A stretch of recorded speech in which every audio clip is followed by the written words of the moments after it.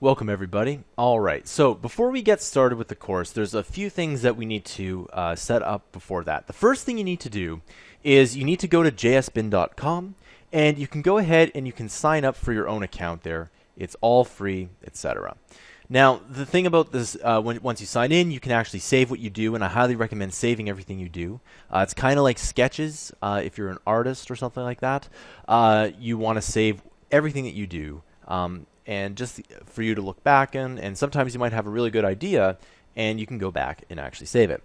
So you need JSBin. Now the other thing that you need is you need an up-to-date web browser. Now this is either Internet Explorer 9, the latest version of Firefox, or the latest version of Chrome. Now for all of my web programming tutorial series, I use Google Chrome, and the reason is it has the best support out of all of them.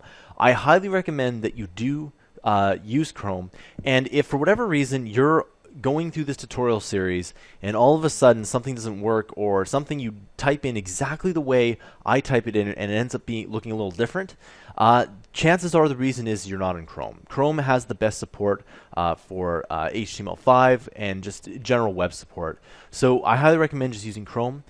You can use other browsers and they will for the most part work. However, Chrome is usually the best. Now the second thing that I want to talk about is that in this tutorial series I'm going to show you how to use HTML. Now the only way you get better at programming is to do it. You can't for the most part just listen to this tutorial series, you want to actually do it. And if you just type in what I type in, you'll have something at the end to show for it. It's just a very simple tutorial series on HTML, and you just have to type it in and just go through the tutorial series just the same way that I'm doing this here. So if I type something in, you type something in, etc. Alright, so let's go ahead and let's start programming HTML. I'll see you guys in the next tutorial.